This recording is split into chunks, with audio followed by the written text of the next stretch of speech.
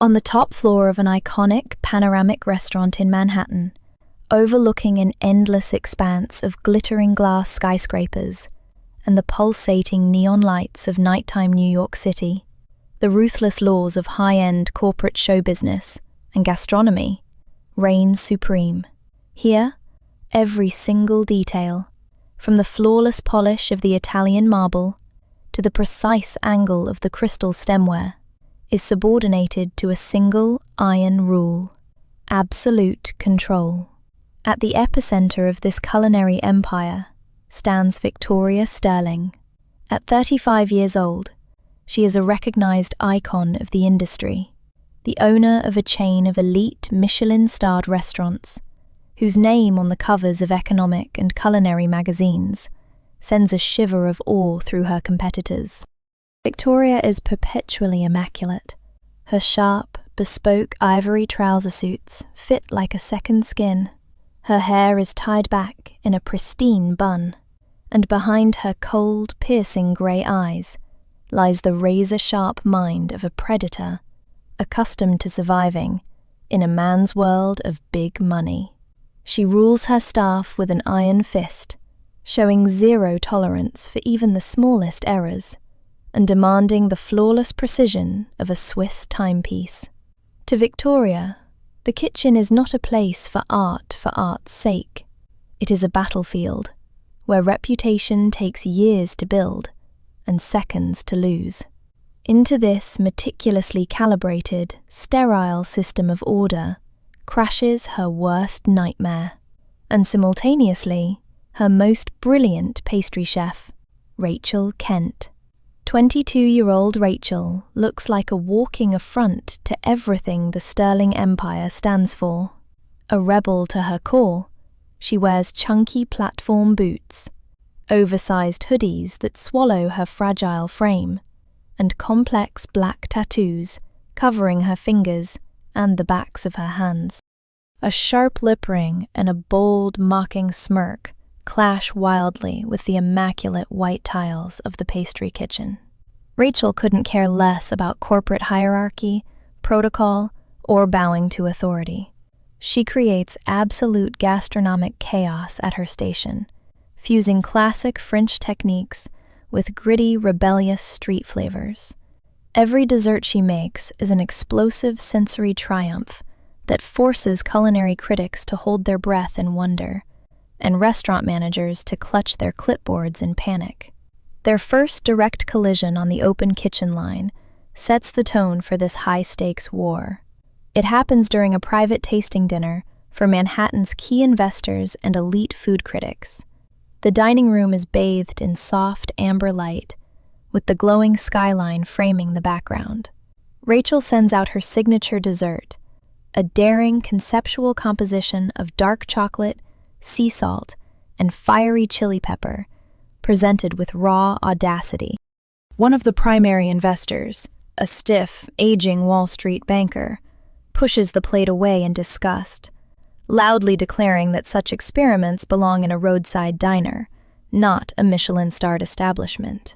Instead of apologizing or keeping quiet as protocol demands, Rachel leans casually against the service counter, raises her voice, and bluntly tells the investor that his palate has clearly atrophied from decades of eating flavorless cardboard. Chaos erupts. The investor turns pale with fury, demanding the immediate firing of the insolent brat. When the last guest finally clears out and the sprawling panoramic kitchen falls silent, Victoria's cold wrath descends like an avalanche. She marches straight across the pristine floor to Rachel's workstation, where the young chef is wiping down a spatula with supreme indifference. "You have lost your mind, Kent." Victoria's voice cuts through the quiet like a scalpel, each word dropping onto the tile with the weight of a sledgehammer. "You just publicly insulted the man who finances half of our expansion. What part of your brain thought that was acceptable? Were you expecting a gold star for your cheap bravado?" Rachel slowly turns around, shoving her hands deep into the pockets of her oversized hoodie, and fixes her defiant, unapologetic gaze straight into the owner's cold eyes. There isn't a shred of fear in her expression, only a wild, untamed fire. "I'm not bowing down to fossilized suits who know less about food than they do about quantum physics," Rachel fires back, flashing a cocky, knowing grin directly into the face of the woman the entire city fears. "My desserts speak for themselves. If you wanted a docile doll to smile for check writers, you should have hired a franchise line cook instead of me." Victoria openly despises her for this blatant disregard for the rules. Yet deep down, she harbors a terrifying realization. The girl's recipes are absolute genius. That is precisely why, instead of throwing Rachel out onto the street with a black mark, Victoria publicly destroys Rachel's dessert blueprints in front of the entire staff, tossing the sketches straight into the trash can, and smiles coldly as she orders Rachel to completely rewrite the entire pastry menu from scratch every single night until dawn. It is an open, unrelenting war where Victoria tries to crush the girl's rebellious spirit, and Rachel fights to shatter the frozen armor of Manhattan's reigning queen. The acoustic landscape of the massive dining room shifts dramatically once the last wealthy patron departs and the heavy oak doors are locked to the public. The lingering symphony of luxury consists of the high-pitched, resonant clink of crystal stemware being cleared by the busboys, the low, fading murmur of departing millionaires echoing through the high-ceilinged atrium, and the sharp, rhythmic clack-clack of stainless steel chef knives being wiped down and slid back into their magnetic blocks on the far side of the kitchen line. Within minutes, the sprawling, multi-million-dollar restaurant falls into a heavy, cavernous quiet, illuminated only by the ambient, bleeding neon glow of the Manhattan skyline, pushing through the floor-to-ceiling glass walls. At the center of the massive, open-concept marble bar that overlooks the entire restaurant floor, Rachel Kent sits completely at ease. She wears her oversized, ink-stained black hoodie, her platform combat boots resting comfortably right on top of the polished mahogany edge of the bar counter. She holds a steaming ceramic mug of black coffee in her hands, her dark tattoos stark against the white porcelain, blowing lazily at the surface as if she owns the entire establishment. She doesn't even bother to look up when the sharp, deliberate click of stiletto heels echoes across the marble floor. Victoria Sterling approaches with the silent, predatory grace of a panther. Having dismissed the remaining staff, she sheds none of her corporate armor. Her ivory trouser suit is still meticulously buttoned, her hair drawn back into a severe, flawless bun, and her expression carved entirely from glacial fury. Before Rachel can take another sip of her coffee, Victoria covers the distance between them in a flash. Bang! Victoria slams her palm down onto the thick wood of the bar counter, right next to Rachel's boots, with a force that makes the ceramic mug rattle violently. The sudden cracking impact reverberates through the empty room. Before Rachel can react, Victoria surges forward, invading her personal space entirely. She lunges across the bar, her fingers gripping roughly into the thick fabric of Rachel's shoulder through the hoodie, shoving her backward against the tall leather stool with absolute, unyielding authority. Rachel gasps, her boots sliding off the counter as she is suddenly caged in by the towering, formidable presence of the restaurant empire's owner.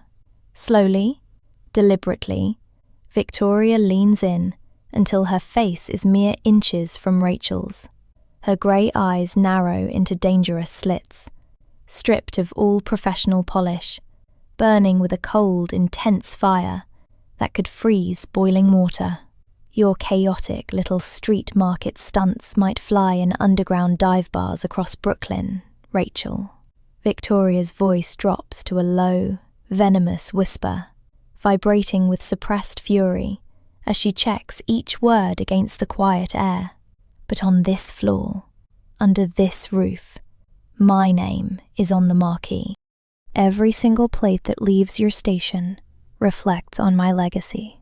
One more theatrical outburst in front of my investors, and I will personally blacklist you from the culinary world so thoroughly you won't even be allowed to flip burgers at a highway rest stop. Do you understand me? The physical proximity is suffocating. The scent of expensive French perfume, mixed with the sharp, bitter aroma of dark coffee, fills the charged space between them. A lesser chef would have shriveled under the devastating weight of Victoria's glare, terrified of losing the most prestigious pastry position in New York City. Rachel doesn't shrivel. Despite being trapped against the bar stool by the CEO of Manhattan's elite, Rachel's lips slowly curve upward into a lazy, incredibly insolent smirk. Her dark eyes flash with a reckless, untamed defiance, staring straight into Victoria's frozen gaze, as if inviting a disaster.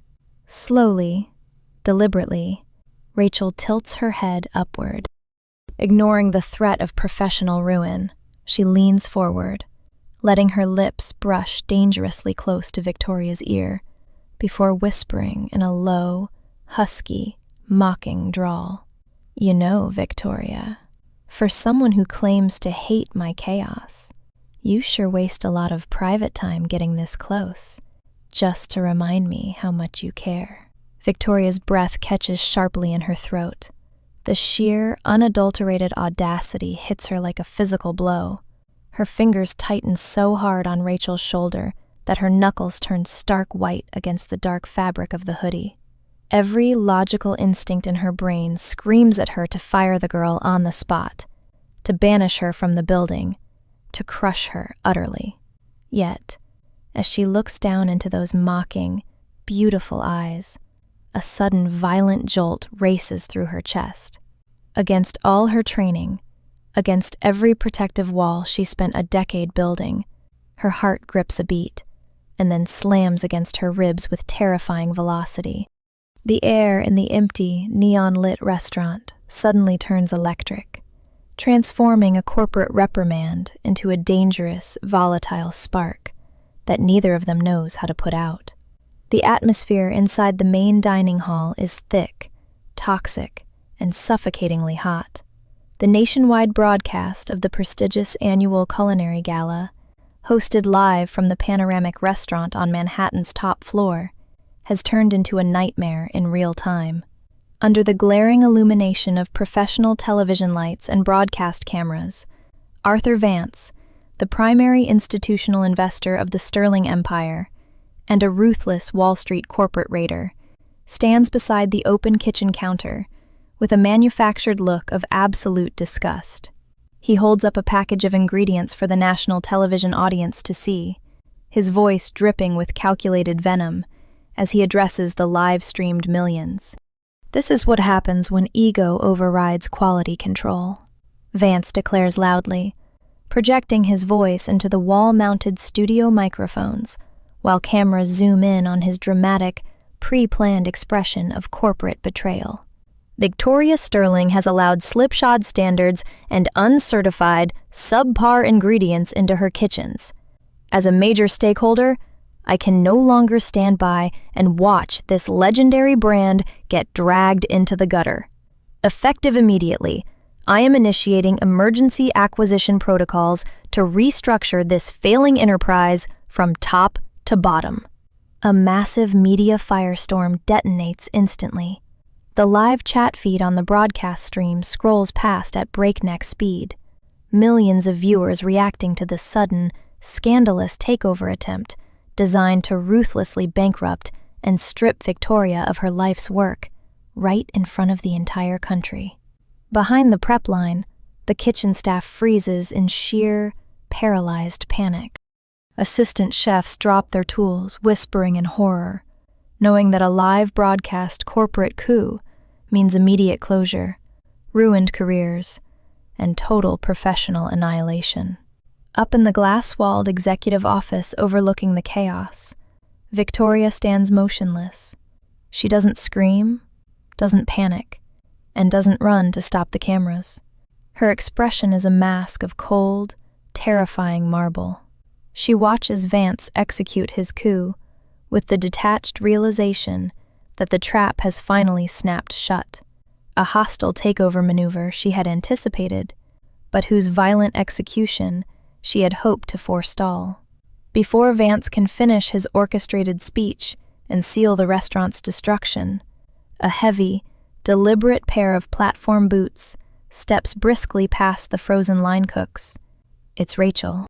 With her dark tattoos stark against the studio lights and her oversized black hoodie swallowing her frame, Rachel walks straight past Vance, completely ignoring the stunned corporate raider as she steps right in front of the primary broadcast camera. The live camera operator, caught off guard by the unauthorized interruption, instinctively tracks her movement, broadcasting her face to millions of homes across America. Rachel doesn't flinch. Her dark eyes burn with a lethal, concentrated fury, a brilliant spark of pure, unadulterated defiance. "You're a lying, manipulative fraud, Arthur." Rachel's voice rings out, clear, sharp, and razor-sharp across the national broadcast, carrying a brutal authority that stops the corporate raider dead in his tracks. "You didn't find those ingredients in our supplier logs because they don't belong here. You planted them 20 minutes ago when you slipped through the service entrance, hoping to orchestrate a cheap, illegal, hostile takeover of a restaurant you've been salivating over for 3 years." Vance's face drains of all color, his mouth opening in shock as he stammers out a desperate denial. "That is an absurd, slanderous lie. Security, get this unhinged brat out of—" "Shut your mouth and watch," Rachel snaps back, her tone so authoritative that Vance physically recoils. Without missing a beat, Rachel turns toward her pastry station. Her hands move with breathtaking, fluid precision, a chaotic, high-speed symphony of culinary mastery. She grabs a bowl of fresh, locally sourced artisanal berries, rich dark chocolate, and liquid nitrogen, working with a frantic, hypnotic speed that leaves the studio crew spellbound. In less than 3 minutes, ignoring the flashing red light of the live camera, she plates a stunning, impossibly complex dessert that redefines the limits of modern gastronomy. She pushes the illuminated plate directly toward the broadcast lens, her voice dropping to a fierce, triumphant challenge. "This is what real integrity tastes like, Vance. And the entire country just watched you try to murder it. Now get the hell out of our kitchen." The broadcast control room cuts the live feed instantly, but the damage to Vance's reputation is absolute, catastrophic, and irreversible. Within seconds, social media explodes with viral clips of Rachel's legendary takedown, turning the corporate coup into an utter defeat for the raiders and saving the Sterling Empire on national television. Hours later, the roaring crowds, television crews, and panicked investors have all vanished into the cold night. The restaurant is entirely dark, wrapped in a heavy, reverent silence. The only illumination comes from the bleeding, electric, neon glow of the Manhattan skyline outside the floor-to-ceiling glass walls, painting long shadows across the pristine marble floors. Deep inside the expansive, empty kitchen, the tension of the day has finally evaporated, leaving behind a profound, breathless quiet. Victoria stands alone by the massive panoramic window, holding a crystal glass of deep red wine in her fingers. The impenetrable Iron Lady mask she wears for the world is completely gone. Her shoulders are slightly slumped, her bespoke ivory blazer unbuttoned, her hair coming loose from its severe bun in soft strands around her face. She looks exhausted, utterly drained by the brutal psychological warfare of the past 24 hours. Yet for the first time in a decade, she looks entirely, breathtakingly free. The heavy, ambient hum of the Manhattan skyline outside the floor-to-ceiling windows fills the cavernous silence of the empty kitchen. Victoria stands motionless by the glass, the dark red wine in her crystal glass, catching the bleeding neon glow of the city. A soft, deliberate scuffle of platform boots echoes across the marble floor. Rachel walks out from the prep corridor, shedding her stained chef's jacket to reveal the worn black hoodie beneath. She doesn't keep her distance. Instead, she walks right up to the window, leaning against the glass a few feet away from Victoria, her dark eyes reflecting the exhaustion and the electric adrenaline of the night. "You knew." Rachel's voice is a low, husky drawl, cutting softly through the quiet air. It isn't a question. Victoria takes a slow sip of her wine, her gray eyes fixed on the distant stream of headlights below. She doesn't feign ignorance. "Arthur Vance has been trying to execute a hostile takeover of my portfolio for 3 years," Victoria replies, her voice smooth and devoid of its usual daytime armor. "His signature shell companies were already circling the board when I brought you on as head pastry chef." Rachel turns her head, studying the older woman's profile with a sudden, intense sharpness. "Then why the hell did you treat me like public enemy number 1? Every time I stepped out of line, you humiliated me on the open line, tore apart my blueprints, and threatened to throw me out on the street. If you knew Vance was hunting for a weakness, why make me your primary target?" Victoria turns slowly to face her. The stern, untouchable executive is entirely gone, replaced by a raw, unfiltered vulnerability that takes Rachel aback. Because corporate sharks like Vance don't hunt talent they respect. They crush anything soft and unprotected, Victoria says, her gaze locking onto Rachel's with fierce, unyielding intensity. "The moment you walked into my kitchen with your tattoos, your raw attitude, and your reckless brilliance, I knew you were a genius. But this industry would have eaten you alive in a month if you didn't learn how to armor yourself." Victoria steps closer, closing the distance between them until the space they share hums with a dangerous, unspoken history.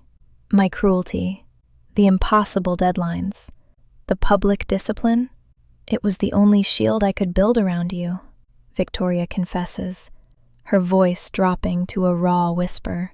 "I had to make them believe you were just an unruly rebel I was trying to break, so no one would ever look close enough to see how brilliant you actually were, until you were strong enough to tear them apart yourself." Rachel's breath catches. The harsh pieces of the puzzle suddenly snap into a devastating, crystal-clear alignment. Every brutal reprimand, every public showdown, and every late-night confrontation wasn't an attempt to crush her spirit. It was an iron cage, designed to protect her from the wolves of Wall Street. A slow, knowing smile touches the corners of Rachel's lips, though her dark eyes shine with a deep, unexpected warmth. "You're a cold, manipulative mastermind, Victoria Sterling," Rachel murmurs, her voice dropping to an intimate register. "But you missed one detail." Victoria raises an eyebrow slightly. "And what was that?" "You assumed I only came to your restaurant to make a name in high-end pastry." Rachel steps closer, the scent of vanilla, dark chocolate, and rain clinging to her skin. "My father was Arthur Vance's lead financial strategist 10 years ago. When Vance wanted to embezzle funds and strip local assets, he framed my dad, destroyed his reputation, and threw him to the federal wolves so cleanly my family lost everything. I didn't spend years mastering pastry just for a Michelin star, Victoria. I spent years climbing into this exact kitchen to find the knife that would gut Vance from the inside out." The weight of their shared secrets hangs heavily in the air, electric and overwhelming. They had spent weeks locked in a brutal, uncompromising war, believing they were enemies fighting for dominance across a kitchen line. In reality, they were two halves of the same storm, combining Victoria's cold, calculated corporate strategy with Rachel's untamed, street-smart fury. The illusion of master and subordinate shatters completely, leaving behind an unstoppable alliance forged in fire, intellect, and an undeniable, all-consuming pull.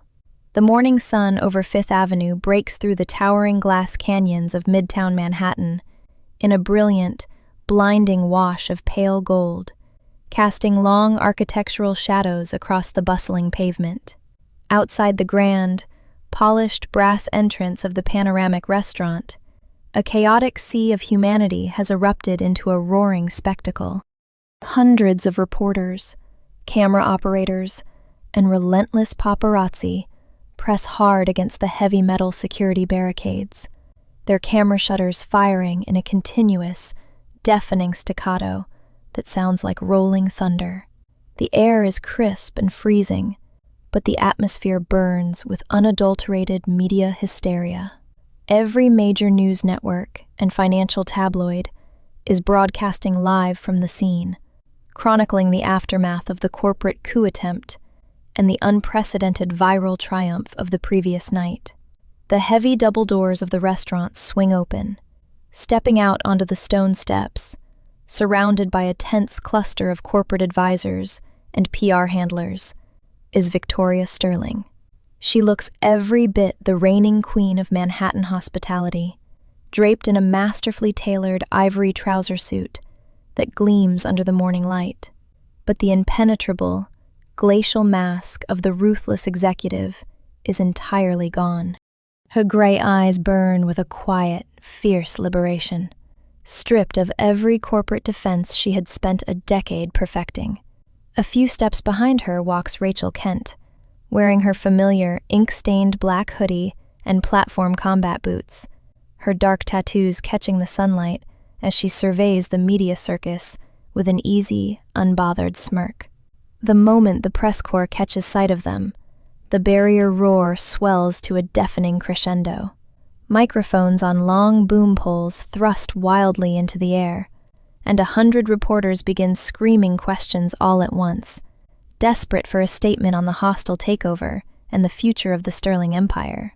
Victoria's PR manager steps forward, raising a hand to placate the crowd, expecting the usual controlled, polished press briefing. Victoria doesn't take the podium. She doesn't offer a single prepared corporate statement. Instead, with an unhurried, absolute grace, Victoria stops dead in her tracks, right in the middle of the pavement, ignoring the shouting journalists and the frantic flashing of hundreds of lenses. She turns her head, locking her intense, unwavering gaze directly onto Rachel. Before the younger woman can process the movement, Victoria reaches out. Her fingers grip firmly into the thick, soft fabric of Rachel's black hoodie collar, pulling her forward with an effortless, commanding strength that entirely erases the remaining space between them. On live global television, with the entire media empire watching in stunned, breathless silence, Victoria pulls Rachel into a deep, long, and utterly scorching kiss. It is a public, defiant reclamation, a fierce collision of cold business calculation and wild, untamed street rebellion that spits in the face of every corporate rule and protocol the industry holds dear. The roar of the paparazzi, the shouting reporters, and the flashing storm of a changing world dissolve into absolute nothingness against the warmth of the Manhattan morning. They are no longer a billionaire restaurateur and her rebellious chef. They are an unstoppable, flawless duet burning bright against the skyline.